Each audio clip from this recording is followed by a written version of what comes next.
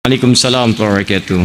Saya Gani, kelas 3 SD. Masya Allah, luar biasa. Kelas 3 SD mau bertanya sampai diketik lagi, luar biasa. Ini serius ya. Semoga Adinda diberikan kebaikan oleh Allah Subhanahu wa Ta'ala. Di sekolah, dalam salat saya diajari salawatnya tidak pakai Sayyidina. Di tempat ngaji saya diajari pakai Sayyidina. Manakah yang betul Ustaz? Dalam sholat iftitahnya ada yang pakai ini wajah tu, ada yang langsung wajah tu. Mana yang betul Ustaz? Baik, apakah ini wajah tu, ataukah wajah tu, atau yang tidak pakai wajah? Baik, mana di antaranya? Ini sebetulnya sudah pernah saya sampaikan di YouTube, bisa dilihat. Tentang masalah Sayyidina, itu dibagi pada dua bagian. Dua bagian, di luar sholat. Yang pertama, ada hadis-hadis Nabi yang menyeru para sahabat dengan kalimat Sayyidina. Abu Bakar dipakai Sayyid. Umar disebut Sayyidul Qaum, dihormati. Tapi ada juga hadis-hadis yang Nabi menolak dipanggil Sayyid. Ketika datang seseorang menyebut Sayyid, Sayyid, kata Nabi, jangan panggil saya itu. Saya tidak ingin diangkat seperti Isa. Tapi Anda harus baca hadis dengan ilmu hadis. Teman-teman sekalian, ketika kita baca dengan ilmu hadis, kalimat Sayyid itu asalnya netral. Panggilan kehormatan Bapak. Diterjemahkan ke dalam bahasa Inggris Mister. Dalam bahasa Indonesia Bapak. Ya. Anda misalnya lewat Pak Camat, begitu lewat Anda panggil Camat, Camat sini gitu kan. Bagaimana perasaan Pak Camat? Baik, Bupati lewat, begitu lewat, Bupati, Bupati sini. Masya Allah, saya bukan Bupati, saya Papati. Masya Allah kan. Baik, ada kalimat-kalimat di situ. Kiai lewat, Ketua MUI lewat, Anda panggil misalnya dengan nama orangnya langsung. Maka di Arab itu ada ungkapan kehormatan namanya Sayyid. Perempuannya Sayyidah, Sayyidah Khadijah, Sayyidah Aisyah, itu normal biasa. Sama dengan saya panggil Anda Bapak, Tuan, Nyonya, dan sebagainya. Maka Umar dipanggil oleh Nabi Sayyidu Qaumi, pemimpin kaumnya, yang dihormati di kaumnya. Abu Bakar disebut Sayyidu Qaumi, yang dihormati dalam kaumnya. Baik, Nabi disebut Sayyidul Anbiya, Jumat disebut Sayyidul Ayyam, Sayyid. Nah, orang tadi, kenapa Nabi tidak berkenan dipanggil dengan Sayyid oleh orang tadi? Karena orang tadi berniat mengkultuskan Nabi, ingin cari muka di hadapan Nabi, seakan-akan ingin diperhatikan oleh Nabi lebih daripada orang lainnya. Maka dia panggil Sayyid, Sayyid, Sayyid, tapi ingin mengkultuskan Nabi. Nah, Nabi menolak, bukan menolak dipanggil Sayyidnya, tapi menolak dikultuskan. Sehingga seperti Nabi Isa nanti nasibnya bagaimana dikultuskan oleh umatnya. Jadi kalau Anda ingin memanggil kalimat Sayyid dalam konteks untuk kehormatan, itu nggak ada masalah. Saya tinggal di Mekah, bolak-balik juga ke Madinah, beberapa tempat yang lain. Orang Madinah, orang Mekah biasa, Allahumma shalli ala Sayyidina Muhammad. Itu biasa saja. Anda coba lihat di tulisan-tulisan di jalan, Allahumma shalli ala Sayyidina Muhammad, biasa saja. Ya, tapi kalau Anda ingin mengkultuskan dengan menggunakan kalimat Sayyid, itu yang dilarang. Sedangkan dalam sholat, kalau saya lebih pada pendapat tidak menggunakan kalimat Sayyid dalam sholat. Karena kalimat sholat itu dengan bacaan dan gerakannya diikut dan diikat oleh hadis Al-Bukhari nomor hadis 651. Sallu kama ra'aitumuni usalli. Salatlah kalian seperti persis melihat saya salat. Sedangkan dalam salat kita diajarkan tahiyat dan salawat tidak menggunakan Sayyidina. Allahumma salli ala Muhammad. Maka saya pribadi mencukupkan pada kalimat Allahumma salli ala Muhammad. Dan itu menurut saya lebih kuat.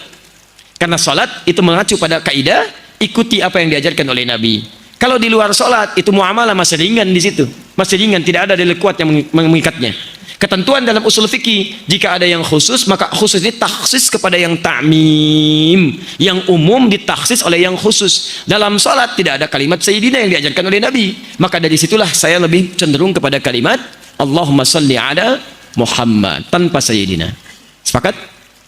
Baik. Kalau Anda ingin sepakat silakan. Kalau tidak, ya mungkin cari dalil lain yang lebih menenangkan. Inni wajjahtu dan wajjahtu, dua-duanya ada. Yang wajjahtu tanpa ini di hadis Muslim nomor hadis 1848. Hadisnya dari sahabat Ali bin Abi Thalib radhiyallahu taala anhu. Yang pakai ini ada di Ibnu Majah nomor hadis 3221. Hadisnya dari Jabir bin Abdullah radhiyallahu taala anhu. Tapi saya mau bacakan hadisnya. Yang tidak pakai ini berikut bunyi hadisnya.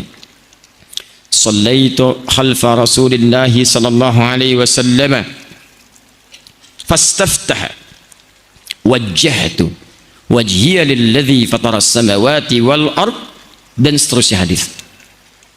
Saya pernah salat di belakang Rasulullah sallallahu alaihi wasallam, kata Ali bin Abi Thalib, Fastaftaha, maka beliau membaca doa istiftah dengan kalimat wajjahtu, wajhiya lilladzi, dan seterusnya hadis. Sedangkan yang pakai ini hadisnya dari Jabir bin Abdullah radhiyallahu taala anhu, beliau sampaikan qala ra'aitu Rasulullah sallallahu alaihi wasallam, saya sering kali melihat Rasulullah sallallahu alaihi wasallam hina yadhbah, setiap kali menyembelih hewan kurban, aqbala al-qiblah, menghadapkan hewannya ke arah kiblat. Sunnah pertama. Nanti mohon maaf ya, kalau akan menyembelih hewan kurban, sunnah pertamanya hadapkan hewannya ke kiblat. Jangan asal sembelih. Thumma qala Allahumma hadha min Muhammad wa ali Muhammad wa umat Muhammad. Kemudian tujukan untuk siapa hewan kurban itu. Kalau perorangan sebutkan seperti Nabi mengatakan ini kurban untuk Muhammad. Untuk satu keluarga boleh Allahumma min ali Muhammad, dari keluarga besar Muhammad. Jadi mohon maaf ya, ini kalau anda rizkinya banyak, misal di rumah ada 5 orang, setiap orang anda ingin korbankan 1 ekor, boleh, nggak ada larangan. Tapi kalau rizki anda 1 hewan, jangan paksakan sambil diundi. Cukup 1 hewan untuk 1 keluarga. Keluarga besar Adi Hidayat 1 kambing, maka 1 kambing itu mencakup saya, istri saya, dan 2 anak saya. Tadi bukan 2 putra ya, 1 putra 1 putri. Mencakup seluruhnya, cukup 1 hewan untuk semua keluarga. Sah. Jadi tidak perlu gantian. Kakak, ini adik dulu ya tahun ini, kakak tahun depannya. Wah ya nggak mau, kakak juga pengen kurban. Adik dulu, kakak dulu. Ya udah kita undi saja. Diundi cokok keluar kakek. Masya Allah. Kakak tidak, adik tidak, gitu kan? Nggak usah, antum sebutkan aja nama keluarga besarnya, selesai. 3, umat Muhammad. Umat Muhammad diantaranya menunjuk kepada seseorang yang telah tiada. Sah. Karena ketika Nabi menyebut umat, itu mencakup semua umat Nabi, baik yang masih hidup ataupun wafat. Dalilnya di situ menunjuk pada 2 bagian. Berkurban bagi yang tidak mampu. 1, di anda kalau misalnya mampu, ada orang lain tidak mampu, boleh anda berikan hewannya, hadiahkan kepada orang itu untuk kurban dia, boleh. Seperti Nabi berkurban untuk umatnya. Yang kedua, kurban untuk orang yang sudah tidak ada. Sah. Ulama sepakat di sini. Hanya Imam Asy-Syafi'i mengatakan diikat dengan syarat wasiat. Kalau ada wasiat lakukan, kalau tidak, tidak perlu dikerjakan. Tapi jumhur mengatakan tidak perlu ada wasiat karena hadisnya tidak menyebut wasiat. Sunnah yang selanjutnya, thumma qala bismillahi Allahu akbar. Sembelih ucapkan bismillahi Allahu akbar, baru sembelih. Dan ingat ya, kalimat sembelihannya itu seketika. Idza dzabhtum fa ahsinudz dzibha. Ketika anda akan sembelih, baguskan sembelihan. Dzabha seketika. Jadi bukan menggorok berkali-kali. Ya, ditolong dipelajari ya. Di begitu akan sembelih seketika, set sekali sudah. Supaya tidak membuat hewannya merasa kesakitan. Jadi bukan berkali-kali begini. Ya, coba dipelajari itu ya, cari urat yang baik. Jadi begitu kemudian anda sembelih seketika. Makanya kata Nabi, jika anda ingin menyembelih, tajamkan pisaunya asah. Dan itu pun Masya Allah, saking kasihnya Nabi pada hewan, dikatakan jangan lakukan depan hewannya. Jadi kalau anda ingin mengasah pisau nanti saat kurban, jangan anda majukan hewannya melihat pisaunya diasah. Kandidat selanjutnya, Masya Allah, sambil begini, sabar ya, sabar. Wah, itu salah. 4, begitu selesai anda menghadap kiblat, lalu anda ucapkan, lihat kalimatnya, inni wajjahtu wajhiya lilladzi fataras samawati wal arda, dan seterusnya hadis. Sepanjang penelitian kami dari hadis-hadis yang ada dari sahih sampai dengan palsu, maaf, kalimat inni wajjahtu itu hanya disebutkan dalam 2 hal. 1, bagi yang selesai lontar jumrah menghadap ke kiblat. Yang kedua, bagi yang selesai menyembelih hewan kurban. Adapun dalam sholat yang kami temukan, kalimat wajah itu tidak menggunakan ini, tapi langsung wajah tu. Ustadz, apakah boleh menggunakan ini? Kalau kami pribadi berpendapat tidak perlu menggunakan ini, karena sekali lagi kalimat sholat itu diikat dengan petunjuk Nabi, sallu kama ra'aitumuni usalli. Kalaulah kalimat ini bisa digunakan, maka Nabi akan jadi orang pertama yang mempraktekannya. Kalimat ini dihadirkan karena kalimat Nabi Ibrahim pernah mengucapkan itu di Quran surah ke-6 ayat 76 sampai 80. Ketika beliau melihat matahari, melihat bulan, melihat bintang tidak menemukan Allah, maka beliau katakan inni wajjahtu. Tapi itu bukan dalam konteks sholat, dalam pencarian kepada Allah. Jelas ya? Maka kalau anda tanya mana yang paling kuat, saya pribadi berpendapat yang paling kuat yang tidak menggunakan ini.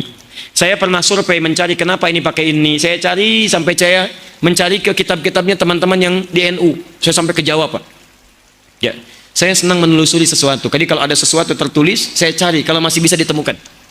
Saya lihat ada nasab, saya sampai pergi ke Aceh, ketemu ahli nasab. Saya cross check yang saya hafal ini, apakah ini benar?